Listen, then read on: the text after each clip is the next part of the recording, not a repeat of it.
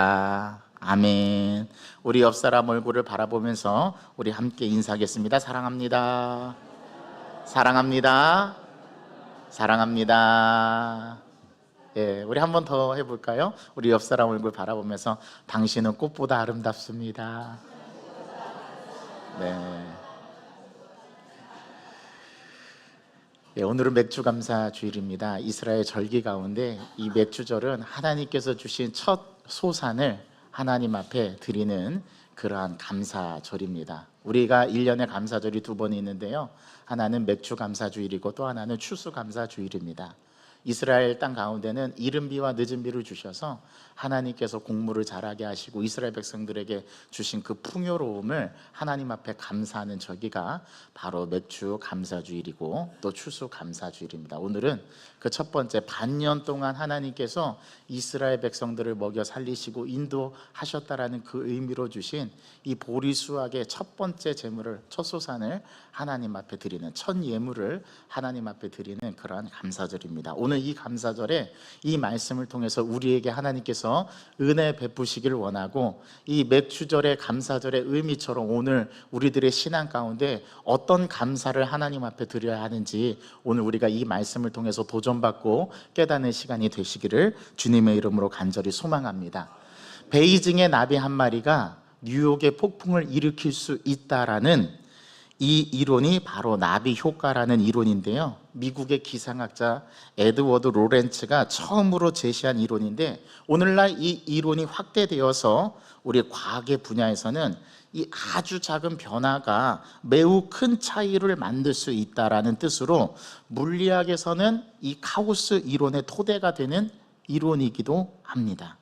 이 이론은 자주 사람들에게 회자되곤 하는데요, 우리 한국 사회에서도 이 이론에 대한 큰 사건을 예로 들자면, 어느 어린이가 말발굽에 치이운 사소해 보이는 사건이 한국 현대사에서 최악의 학살로 번졌던 제주 4.3 사건이 이 나비 효과의 한 예라고 들 수 있습니다. 어린아이가 말에 치여서 죽었는데요, 그게 나중에는 아주 거대한 제주 4.3 사건이 되어버렸어요.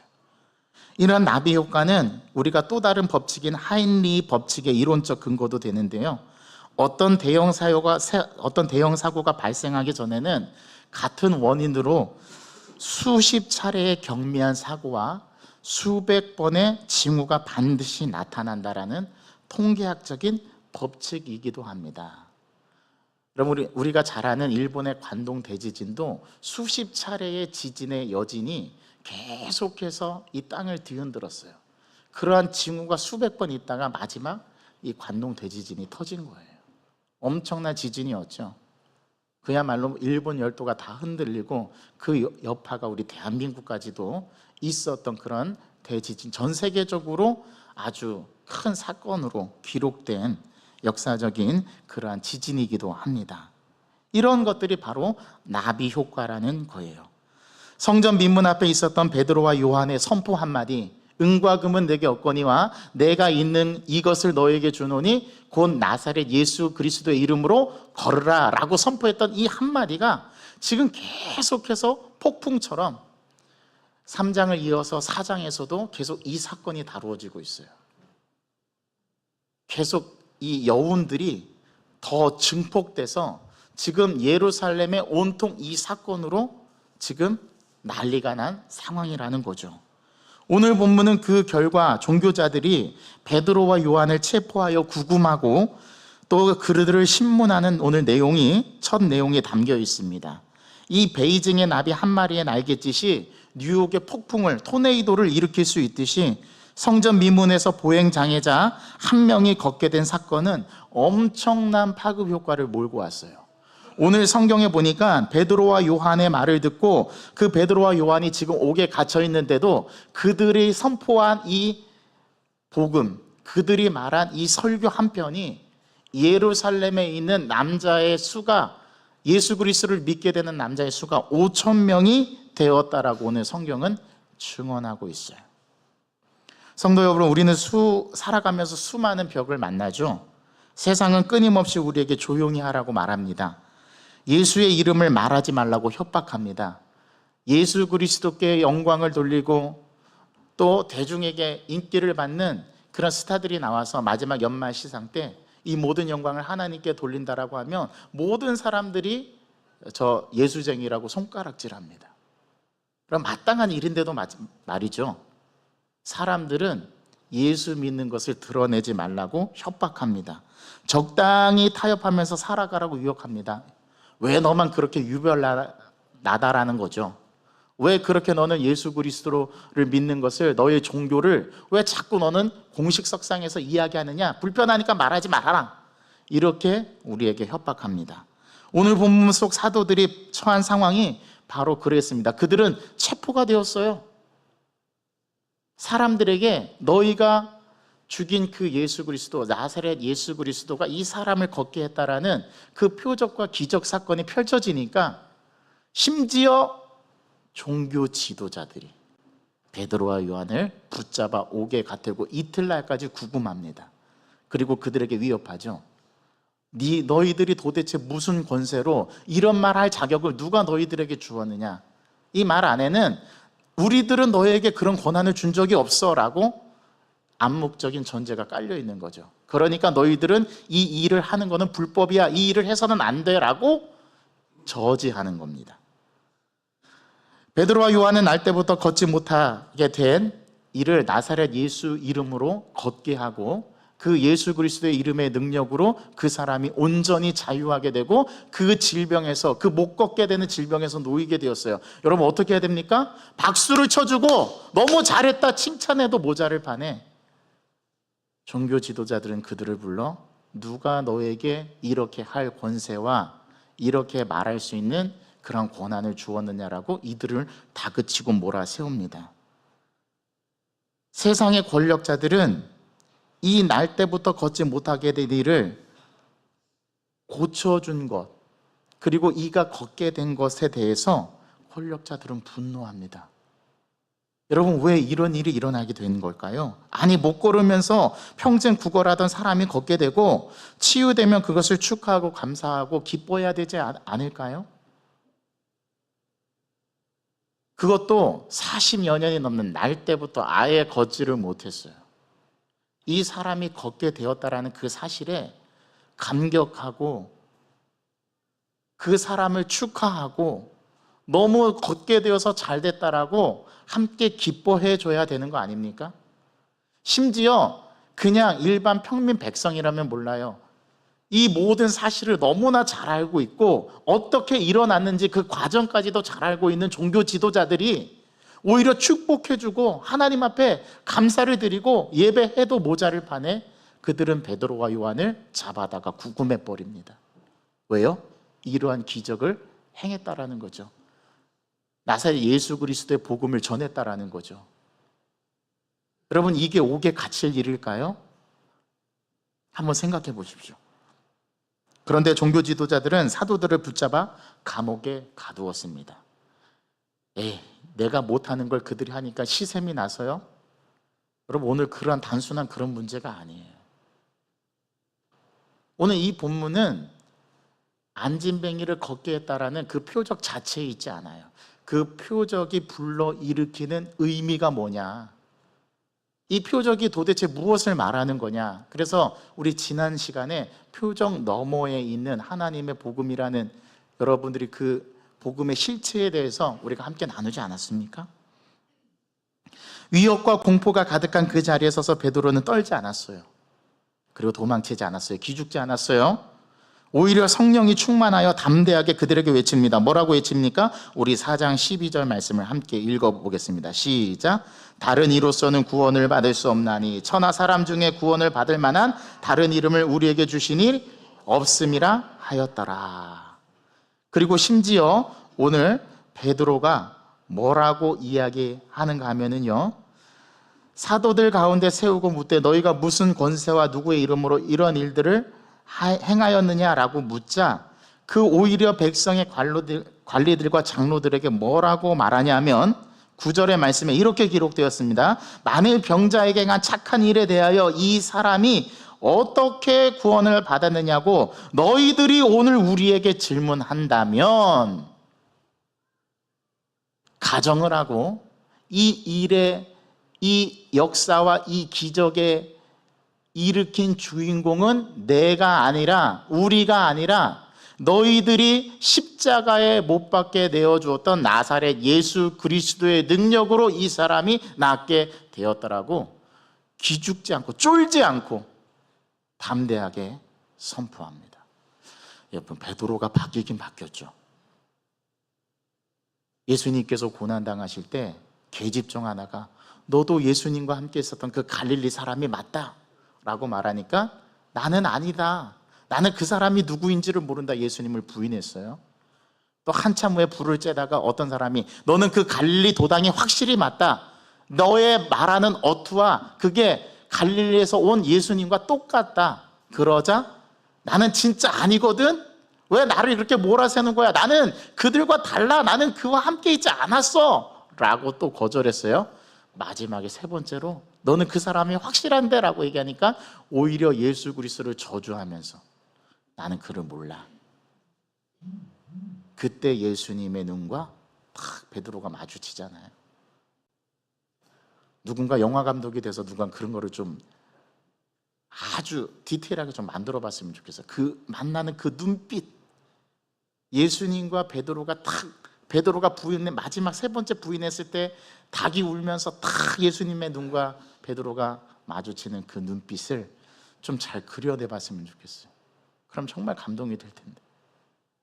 그런 베드로가, 예수님의 멀찍이 떨어져서 세 번이나 부인했던 그 베드로가 오늘은 완전 달라진 모습으로 종교 지도자들과 사두개인과 장로들 앞에서 이 사람이 걷게 된 것은 나사렛 예수 그리스도의 능력으로 걷게 된 것이다 라고 담대하게 선언합니다. 바뀌었죠. 베드로가 바뀌었어요. 우리 아이가 달라졌어요 라는 그 프로그램처럼 베드로가 달라졌어요. 어떻게 이렇게 360도 달라진 인생이 될 수 있을까요? 다른 이로서는 구원을 받을 수 없나니 선한 사람 중에 구원을 받을 만한 일은 다른 이름을 우리에게 주신 일이 없습니다. 오늘 우리는 이 담대한 선포 속에 담겨진 십자가의 능력과 오직 예수 그리스도 외에는 구원이 없다라는 절대적인 진리를 외치는 이 베드로의 이 소리에 우리는 귀 기울여야 합니다. 그리고 저와 여러분들의 가슴과 마음과 생각과 정신이 온전히 이 말씀을 새기기를 저는 간절히 원해요. 세상은 예수님의 이름을 두려워합니다. 여러분 그걸 아셔야 돼요. 오늘 대제사장과 서기관들은 사도들에게 너희가 무슨 권세와 누구의 이름으로 이 일을 행하느냐라고 다그쳤습니다. 그들은 기적의 본질을 보지 못했어요. 절망에 빠진 한 인간이 살아난 기쁨에는 전혀 관심이 없었어요. 오히려 어떻게 하면 저 베드로 가만 놔두면 안 되겠는데, 이거 큰일 나겠는데, 이거 사람들이 예수 그리스도를 더 많이 믿겠는데, 자기들의 밥그릇이 무너질까 봐 오늘 이 베드로와 요한을 잡아서 구금해 버려요. 오직 자신들의 기득권과 질서가 흔들릴까 봐 두려워했을 뿐입니다. 베드로는 이들의 위선과 영적 맹점을 정확하게 짚어내죠. 너희가 십자가에 못 박고 하나님이 죽은 자 가운데서 살리신 나사렛 예수 그리스도의 이름으로 이 사람이 건강하게 되어 너희 앞에 섰느니라 라고 확실하게 담대하게 쫄지 않고 말합니다. 죄 많은 사람들은 예수님을 거절했죠. 왜요? 예수님이 불편했거든요. 자기의 죄악이 폭로되고 예수 그리스도 앞에서는 자기의 죄악이 다 드러나니까 그게 너무 불편했던 겁니다. 그래서 가장 부끄러운 십자가에 그분을 매달아 죽게 했죠. 그러나 하나님은 세상이 버린 그 예수를 어떻게 하셨어요? 다시 살리셨어요. 11절의 말씀처럼 건축자들의 쓸모없다고 버린 돌을 하나님께서는 집 모퉁이의 가장 머릿돌이 되게 하셨습니다. 기초석이 되게 하셨다는 거죠. 제가 새벽 예배 때도 말씀을 드렸는데, 여러분 머릿돌, 기초돌은 사실 이렇게 잘 다듬은 대리석판에다가 이렇게 몇 년 몇 월 준공일을 적는 게 그게 머릿말이 아니에요. 머릿돌이 아니에요. 진짜 머릿돌은 이 교회를 건축할 때 이 교회에서 나온 가장 원래에 다듬지 않은 본래의 돌, 그 돌을 이 건축 한 부분에 넣어서 그게 기초돌로 되고 머릿돌로 삼는 거예요. 근데 우리는 너무 이제 잘 이렇게 다듬은 대리석에다가 이 집은 하나님의 집이요 라고 성경 말씀 구절을 적어놓고 1900 몇 년도 몇 년 몇 월 며칠에 교회가 세워지다, 이렇게 우리는 머릿말로 삼는데 사실은 그게 기초돌 머릿돌이 아니에요. 이 땅에서 나오는 다듬지 않은 그 돌로 사실은 기초돌을 삼는 거예요. 그렇게 하나님께서 예수 그리스도를 머릿돌로, 기초돌로 삼으셨다라는 거예요. 성도 여러분, 세상이 여러분들을 가치 없다고 여깁니까? 세상의 기준에 맞지 않아서 버림받은 돌처럼 여러분들 느껴지시나요? 우리는 낙심하지 말아야 합니다. 세상이 버린 예수 그리스도를 머릿돌로 삼으신 하나님께서 그 예수 안에 있는 여러분들의 인생을 가장 아름다운 성전의 머릿돌로 삼으실 줄을 우리들은 믿기 때문에 그래요. 공의회의 사도들을 위협하면서 예수의 이름으로 일하지도 말고 가르치지도 말라라고 그들은 베드로와 요한에게 위협을 가하는데요, 세상은 언제나 우리에게 적당한 타협안을 제시합니다. 종교는 다 좋은 것이다, 착하게 살면 다 구원받는다, 꼭 예수만 고집해야 하느냐라고 우리를 유혹해요. 그러면서 기독교의 유일성을 희석하려 합니다. 그러나 베드로의 고백은 오늘 아주 단호해요. 구원의 길은 여러 개가 아니라는 거예요. 산을 오르는 길은 여러 갈래일지는 몰라도 하나님께로 나아가는 길은 오직 예수 그리스도 한 분뿐이다. 선은 오직 하나다라고 베드로는 담대하게 외치고 있어요. 여기서 우리는 진정한 구원의 의미를 깊이 묵상해 봅니다. 사도행전이 기록될 당시 로마 제국에서 구원자라는 칭호는 오직 황제 시저에게만 허락된 단어였어요. 그런데 그 구원자라는 그 말을 오늘 베드로와 요한은 아주 담대하게 그 구원을 주시는 분은 오직 나사렛 예수 그리스도 한 분뿐이다라고 말하는 거예요. 다른 이로서는 구원을 얻을 수 없대요. 로마 황제 시저가 세상의 평화를 가져다 주는 게 아니고 구원을 가져다 주는 게 아니라고 외치는 거예요. 그 세상의 로마 황제 권력의 중심에 한복판에서 오늘 베드로와 요한은 그가 우리의 구원자가 아니다라고 외치면서 오직 나사렛 예수 그리스도가 우리의 구원자가 되신다라고 선포했던 거예요. 그러한 시대적 배경 속에서 예수 외에 구원이 없다라는 선포는 단순히 종교적인 교리가 아니었다, 이 말입니다. 자신의 목숨을 걸고 세상의 우상과 권력의 정면으로 맞서는 이 베드로의 신앙 고백이었던 거고 요한의 신앙 고백이었던 거예요. 오늘날 우리가 의지하는 세상의 우상은 무엇입니까? 만몬이죠, 돈이죠, 명예죠, 건강이죠. 그 어떤 것도 우리의 영혼을 죄와 사망에서 건져낼 수 없습니다. 심지어 돈도요. 여러분들이 그렇게 맹신하고 있는 건강도요, 우리의 명예도요, 다 이 땅에서 썩어 없어질 것들입니다. 그러나 오직 나사렛 예수 그리스도의 이름만이 우리를 죄에서 자유케 하시고 우리를 구원에 이르게 하십니다. 베드로는 오히려 되묻습니다. 오늘 우리에게 질문한다면 10절 말씀 다 같이 읽겠습니다. 시작. 너희와 모든 이스라엘 백성들은 알라. 너희가 십자가에 못 박고 하나님이 죽은 자 가운데서 살리신 나사렛 예수 그리스도의 이름으로 이 사람이 건강하게 되어 너희 앞에 섰느니라 라고 말하겠다라는 거예요. 이게 베드로였어요. 여러분 어떻게 생각하세요? 몇 년 전에 대한민국 국립공원 깊은 계곡에서 한 청년이 조난을 당하는 사고가 있었습니다. 여러분, 청년이 조난을 당한다, 이거 청년도 조난 당할 수 있다, 그렇게 생각하시는 분, 실제로 그런 일이 있었어요. 거친 폭우로 인해서 계곡의 물이 순식간에 불어났고 야영을 했던 청년은 깎아지르 듯한 절벽 가운데서 작은 바위 틈에 갇혀버렸습니다. 어떻게 나올 수 있는 방법이 없었던 거예요. 위로는 갈 수 없는 가파른 벽이었고 아래는 집집만한 바위들을 집어삼키듯이 무섭게 소용돌이치는 급류였습니다. 혼자 힘으로는 도저히 살아나올 수 없는 그야말로 100% 절망의 상황이었죠. 신고를 받은 출동한 베테랑 구조원들이 절벽 위로 모여들었습니다. 구조원들은 청년들을 살려내기 위해서 주변에 있는 덩굴 나무들을 엮고 자기들이 가져온 구명줄을 엮어서 그 나무에 묶고 내리 달았어요. 그런데 거센 바람에 이 밧줄이 이리저리 흔들리더니 결국에는 그 청년에게 닿지를 않게 된 거예요. 주변에 널린 임시 방편들의 도구들은 그 어떤 것도 거센 폭우와 깊은 그 절벽을 이겨내지 못하게 되었습니다. 청년의 기력은 다해갔고 밤이 깊어지자 저체온증으로 생명이 위태로운 지경에 이르게 놓이게 되었던 거죠. 그때 구조 헬기가 그 폭풍우를 뚫고 밤하늘을 가르며 도착했습니다. 구조대원들은 오직 이 작전을 위해서 특수 제작한 고강도 탄소 섬유로 만든 로프를 헬기에서 떨어뜨렸어요. 거센 바람을 뚫고 묵직하게 내려온 그 붉은색 로프가 청년의 눈앞에 닿게 되었습니다. 구조대원은 확성기로 절벽 아래를 향해서 목이 터져라고 외쳤습니다. 청년, 다른 것은 다 놓으세요. 주변의 나뭇가지나 바위를 붙잡으려 하지 말고 오직 이 줄 하나만은 붙잡으십시오. 이 줄만이 당신을 살릴 수 있습니다.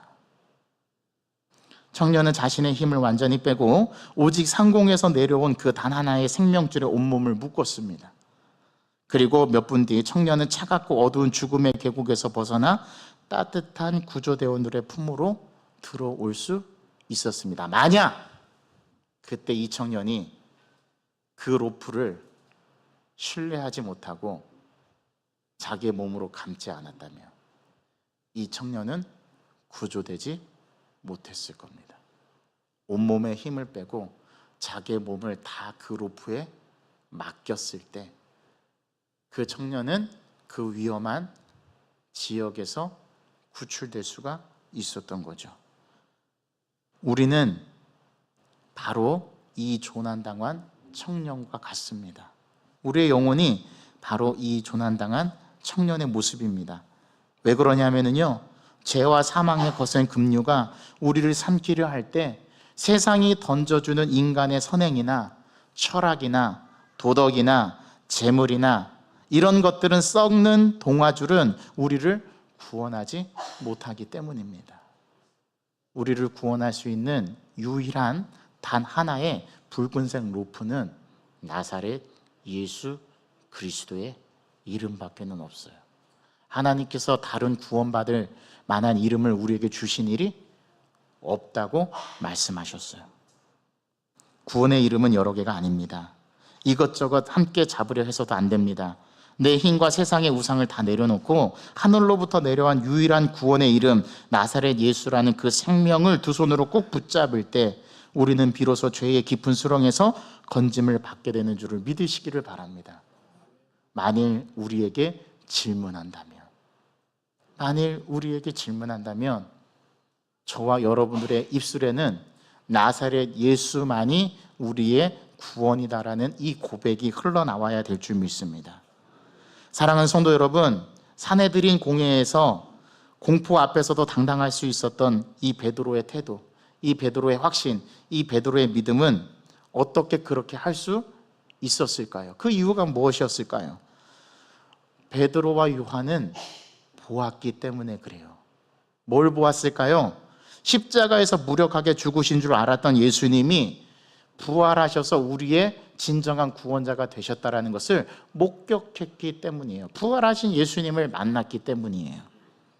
그분의 이름에 죄인이 살아나고 병든 자를 일으키며 영원한 생명을 주시는 능력이 있음을 그들은 삶으로 체험했던 거예요. 그래서 베드로는 그러한 고백을 할 수 있었던 거죠. 은과 금은 나는 없다. 내가 내게 줄 수 있는 유일한 한 가지가 있다면 나는 나사렛 예수 그리스도의 이름밖에는 없다. 내가 줄 수 있는 건 이것밖에 없는데 이 나사렛 예수 그리스도의 이름으로 네가 앉아있는 그 자리에서 일어나 걸으라. 그 말을 듣자, 그를 잡아 일으키자 그 날 때부터 안진뱅이였어 걸을 수 없었던 그 사람이 걷게 되었다. 여러분, 이거는 단순한 기적이 아니에요. 이 기적은 오늘 우리들에게 무엇을 선포하냐면 우리가 모든 것에서 놓일 수 있는 유일한, 우리의 구원을 이룰 수 있는 유일한 길은 나사렛 예수 그리스도밖에는 없다라는 거예요. 타종교가 묻습니다. 왜 꼭 예수여야만 하느냐? 성경이 가르쳐요. 예수밖에는 없어요. 다른 이름으로는 우리에게 구원을 줄 만한 이름을 우리에게 주시지 않았어요. 그래서 이게 타종교와 기독교가 다른 이유가 여기에 있는 거예요. 우리가 붙들어야 할 이름은 오직 예수님 한 분뿐이라는 거예요. 절망의 자리에서 우리를 이끌어내실 분도 예수님이시고, 우리의 깨어진 삶을 황금빛 영광으로 바꾸실 분도 우리의 돈이 아닌, 우리의 명예가 아닌, 우리의 철학이 아닌, 우리의 사상이 아닌 예수 그리스도의 능력밖에는 없습니다. 그래서 예수 그리스도의 이름에는 뭐가 있어요? 능력이 있어요. 우리가 기억해야 할 한 가지 사실이 있습니다. 우리의 믿음의 말 한마디가 저와 여러분들의 가정과 삶의 거대한 폭풍을, 복음의 폭풍을 일으킬 수 있다는 사실입니다. 저와 여러분들이 나비 효과를 일으킬 수 있는 믿음을 가지고 있어요. 여러분들의 그 복음의 말 한마디가 믿지 않는 자들에게 구원을 일으킬 수 있는 능력이 될 수 있다, 이 말입니다.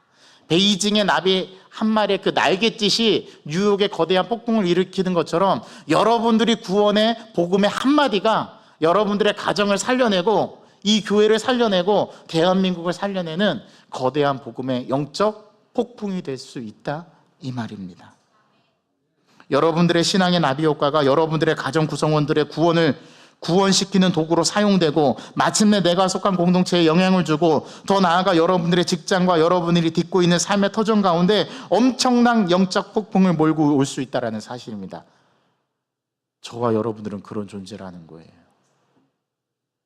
우리는 이 존재됨을 사용하지 않아요. 너무나 무기력하게 이것을 묻어버려요. 이번 한 주간 하나님께서 여러분들의 날갯짓 하나를 사용하셔서 거대한 영적 폭풍을 일으킬 수 있는 그 능력이 오늘 이 자리에 앉아서 이 말씀을 듣는 저와 여러분들에게 일어나기를 간절히 소망합니다. 그리고 그거를 여러분 눈으로 목도하십시오. 그리고 살아계신 하나님을 외치십시오.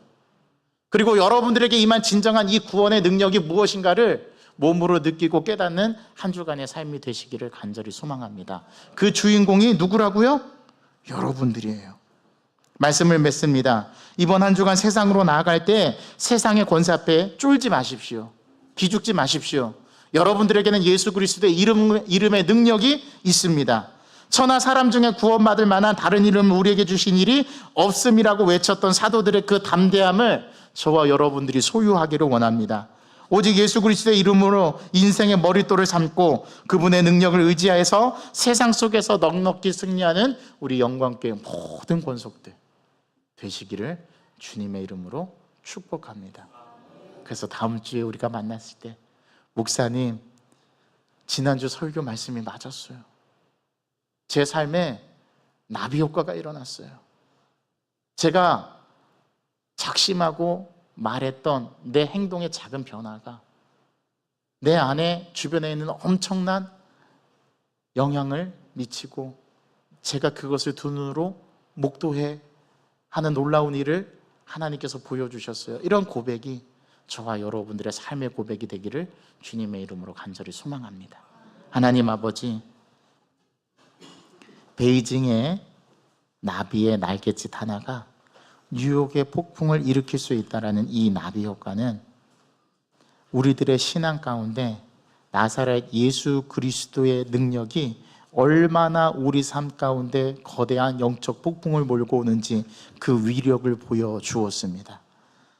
베드로와 요한은 종교 지도자들에 의해서 체포되었지만 오히려 그들에게 담대하게 옥에 갇혀있는 상태에서도, 체포된 상태에서도 그들에게 전파하는 하나님의 말씀은 천하 예수 그리스도의 그 능력 외에는 다른 구원을 얻을 만한 이름을 우리에게 주신 일이 없다라고 말하면서, 만일 우리에게 너희들이 질문한다면 너희들이 십자가에 못 박게 했던 그 나사렛 예수 그리스도의 능력이 이 사람, 날 때부터 걷지 못했던 사람을 걷게 했다라고 온전히 고백했던 이 베드로의 고백은 참 옳습니다. 우리의 신앙의 여정이 이런 여정이 되어야 함을 우리는 잘 알고 있습니다. 주여, 우리 가운데 주의 능력을 보여주옵소서. 주의 능력을 나를 통해서 나타내시옵소서. 나의 말 한마디를 통해서, 나의 작은 행동 하나를 통해서 우리 가족을 구원시키고 내 주변에 있는 사람에게 예수 그리스도의 놀라운 능력이 전해질 뿐만 아니라 나아가 이 대한민국에 엄청난 영적 폭풍을 몰고 올 수 있는 그 통로가 하나님 내가 되게 하여 주시옵시고, 그것을 이루는 우리의 신앙이 되게 하여 주옵소서. 그것을 붙들고 한 주간 살아내는 저희들의 삶이 되어지기를 간절히 소망하오니 주여 우리들을 붙들어 주시고 우리들의 삶에 동행하여 주옵소서. 예수 그리스도의 이름으로 감사하며 기도하옵나이다. 아멘. 우리 그런 고백을 마음에 담아서 우리 다 같이 자리에서 일어나셔서 우리 이 찬양으로 하나님 앞에 결단하며 우리의 신앙을 고백합시다. 우리 비전 이 찬양 함께 하나님 앞에 올려드리겠습니다.